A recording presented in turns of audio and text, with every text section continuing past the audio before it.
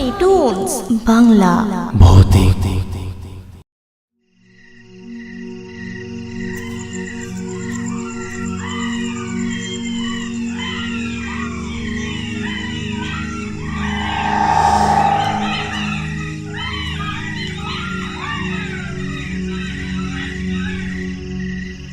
এই বাঁশবাগানে ঘুরতে এসে সন্ধে হয়েছে, অন্ধকারে পথ হারিয়ে ঘুরতে লেগেছে।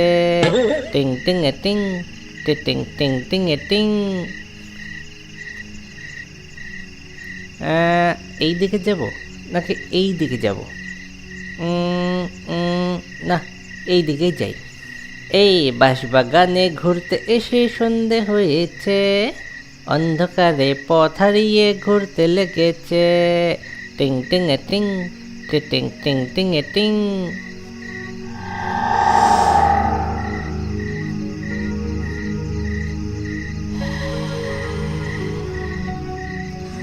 কে ভাই, ওখানে কে দাঁড়িয়ে আছো? সামনে এসো, এমনিতেই সন্ধে হয়েছে, ভয় লাগছে তো।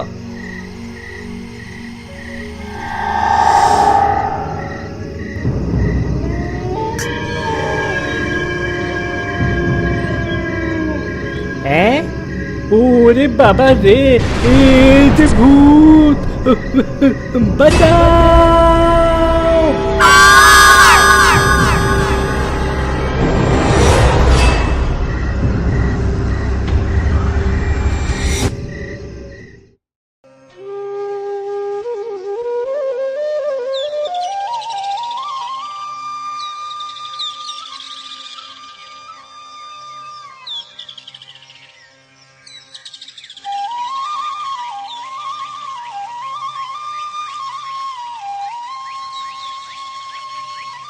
দুধ লাগবে, দুধ, ভালো দুধ আছে, ভালো দুধ।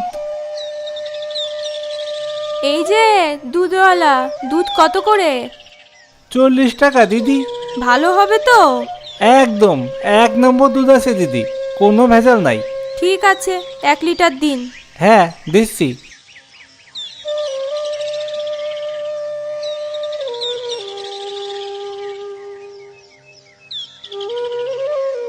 সবে শীতের আমেজ জমে উঠেছে। সকালবেলা চারিদিক একেবারে কুয়াশার চাদরে ঢাকা। দূরের কোনো দৃশ্যই দেখা যাচ্ছে না। লোকজন রাস্তায় অনেক কম। খুব দরকার না হলে ঘর থেকে কেউই বেরোচ্ছে না। কিছু লোকজন গ্রামের চায়ের দোকানে বসে ভিড় করছে। গরম চায়ে চুমুক দিয়ে গল্প করছে নিজেদের মধ্যে। যাই বলো বাপু, শীতের দিনের মজাই আলাদা। খেয়ে শান্তি, ঘুমিয়ে শান্তি, আর স্নান করে। শীতের দিনে স্নান করেও কি শান্তি পাও নাকি গো? তা যা বলেছ, স্নান করাটা একটু কষ্টকর বটে, তবে সেটা গরম জল করে স্নান করলেই হলো। সে তো ঠিকই, তবে আজকাল জিনিসপত্রের যা দাম, তাতে খাওয়া দাওয়া সব বন্ধ করে দিতে হবে মনে হচ্ছে। সবজি থেকে শুরু করে চাল ডাল মশলাপাতি সবই একেবারে আকাশ ছোঁয়া দাম। হ্যাঁ, আমাদের মতো সাধারণ মানুষের বেঁচে থাকাটাই মুশকিল হয়ে দাঁড়াচ্ছে। গ্রামের লোকজন কাজকর্ম না থাকলেই সবাই দল বেঁধে একসাথে বসে গল্প করে।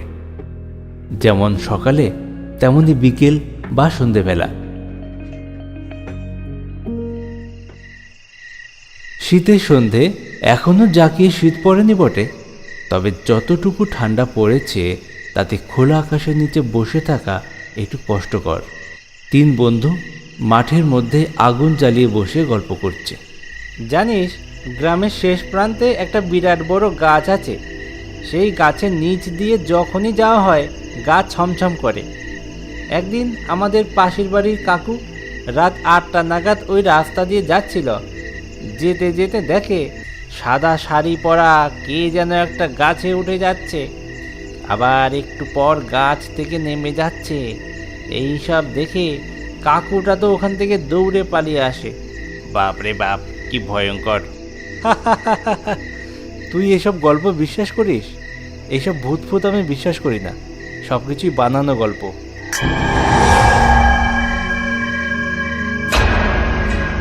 ভাই তুই বিশ্বাস কর আর না কর, এটা সত্যি গল্প।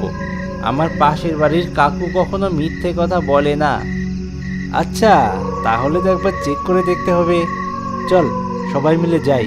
ওরে বাবা, আমি ওর মধ্যে নেই, আমার খুব ভয় লাগে। যেতে হয় তোরা যা। বাবা রে, আমিও যাব না, জেনে শুনে বিপদের মধ্যে যাবার কি দরকার।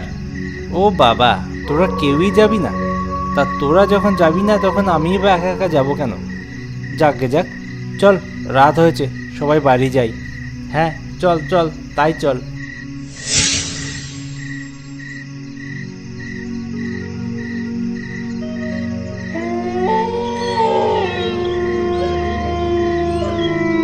এমনিতে আমি খুব একটা ভয় পাই না, কিন্তু সন্ধেবেলা বন্ধুর মুখে ভূতের গল্প শুনে বেশ ভয় লাগছে। যে রাস্তা দিয়ে প্রতিদিন হাঁটাচলা করি সেই রাস্তা দিয়ে হাঁটতে আজকে কেমন যেন গা ছমছম করছে। তবুও মনে সাহস নিয়ে হেঁটে চলেছি।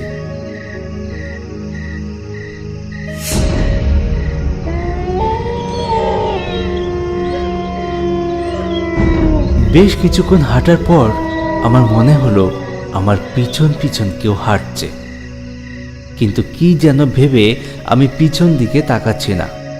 বেশ ভয়ে ভয়ে হেঁটে চলেছি।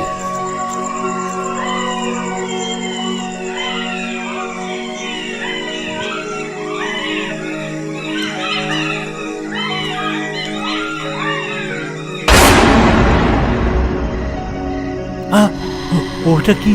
ওটা কি?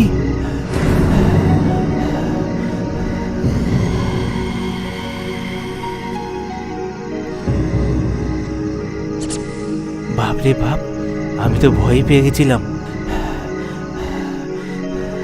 এ তো একটা সাদা কাপড়, কেউ মনে হয় বদমাশি করে ঝুলিয়ে রেখেছে।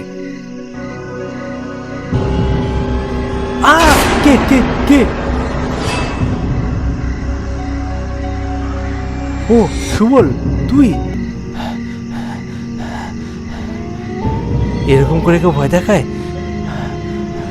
আর একটু হলে আমার প্রাণটা বেরিয়ে আসতো। এই সাদা কাপড়টা তুই রেখেছিস না? হ্যাঁ রে। তুই এইভাবে নেকি নেকি কথা বলছিস কেন? কোথায়? আমি তো এইভাবেই কথা বলি। দেখেছিস, বদমাশি বুদ্ধি তোর এখনো যায়নি। চল বাড়ি যাওয়া যাক। তুই এমনভাবে মাফলারটা জড়িয়েছিস যেন গোটা রাজ্যের শীত তোর মুখের মধ্যেই এসছে। মাফলার খোল, মুখ দেখা যাচ্ছে না। খুব ঠান্ডা লাগছে তো। বাবা, তুই তো দেখছি খুব শীত কাতুরে ছেলে। আমি ভাবলাম ও আমার বন্ধু সুবল। যদিও মাফলার পরা, মুখ দেখা যাচ্ছে না, কিন্তু শরীরের গঠন আর পোশাকে অবিকল সুবল। তাই আমি ওকে সুবল ভেবেই ওর সাথে হেঁটে চলেছি আর গল্প করছি। কিন্তু গলার স্বরটা ঠিক কেমন যেন সুবলের মতো না। হয়তো বদমাশি করে ও এমনভাবে আমার সাথে কথা বলছে।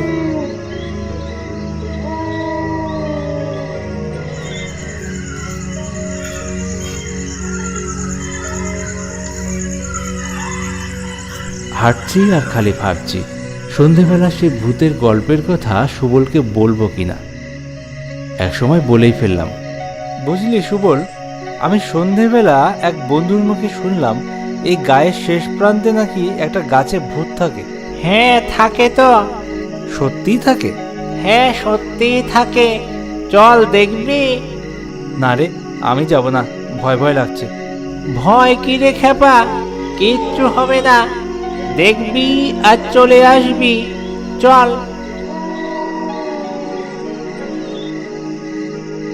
অনিচ্ছা সত্ত্বেও আমি ওর পিছন পিছন হেঁটে চলেছি। মনের মধ্যে প্রচণ্ড ভয়, কিন্তু মুখে কিছু বলছি না। কিছু একটা শক্তি যেন আমাকে টেনে নিয়ে যাচ্ছে। চারিদিক যেমন অন্ধকার, তেমনি কুয়াশায় ঢাকা। দূরের কোনো দৃশ্যই দেখা যাচ্ছে না।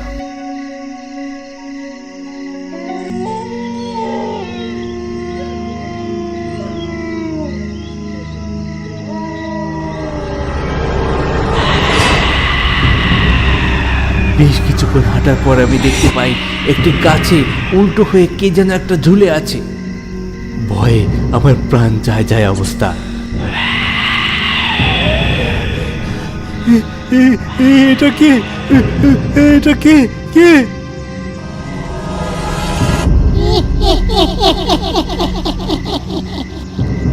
কিরে, তুই নাকি ভূতে বিশ্বাস করিস না?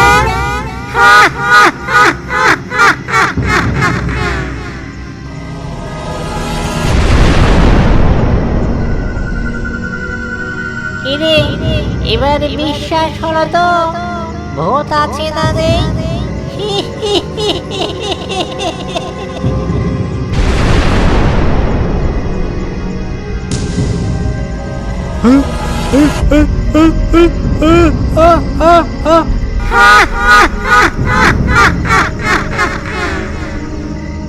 যাকে বন্ধু ভেবে আমি এত দূরে এসেছি, এখন দেখি সেও একটা ভূত।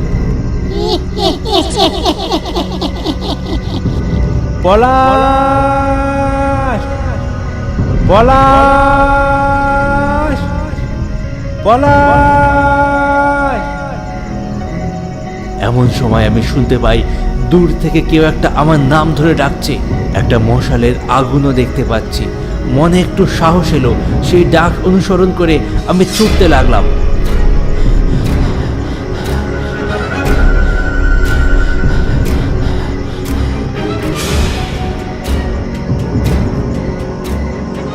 ছুটে গিয়ে দেখি সন্ধ্যাবেলা যে বন্ধুরা আমাকে ভূতের গল্প শুনেছিল, ওরাই মশাল নিয়ে আমাকে খুঁজতে এগিয়ে এসছে। তোরা তোরা এখানে? হ্যাঁ, তোরা এখানে। আমাদের চোখের সামনে দিয়ে তুই এদিকে হাঁটতে লাগলি। তোর বিপদ হতে পারে এটা জেনেও আমরা চুপ করে বসে থাকবো, তাই তো মশাল নিয়ে এগিয়ে এলাম।